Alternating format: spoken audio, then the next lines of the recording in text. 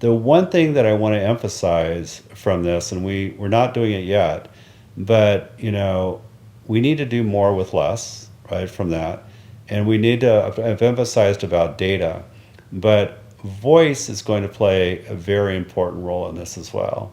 And keep in mind, we want to shift left as well. If we can start looking at the voice with several of our partners and understand if somebody's maybe got stress or PTSD, and is it getting better or is it getting worse, right? Can we start using the microphone on their tablet or on their cell phone to start getting early indications of an issue or problem? I'm not saying diagnose anything. I'm saying, is there something that maybe we need to pop up higher on the priority list on the P's, right? To have somebody go through and say, listen, I'm hearing Kent's a little bit more stressed than normal. Maybe we need to have a care coordinator give him a call, right, from that. Instead of a live person having to do it all the time, right, from that. I mean, think about this list of the 70,000 veterans. How do they know which ones to go visit?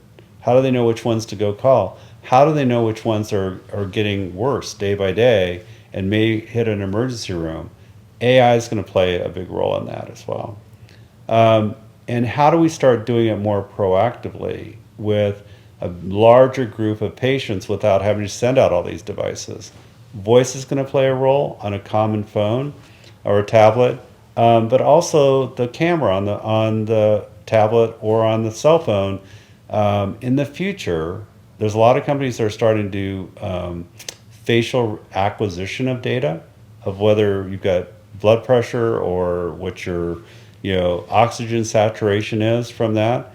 That can be very, very powerful to an AI model to go through and say, listen, I didn't have to deploy anything else other than a camera, but is this person somebody that maybe I should check in on, right?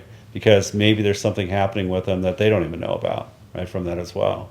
So VA has a big potential for us to go and start scaling from that 70,000 to that 700,000 from that, and we can extend care way into in a proactive way instead of just doing it reactively.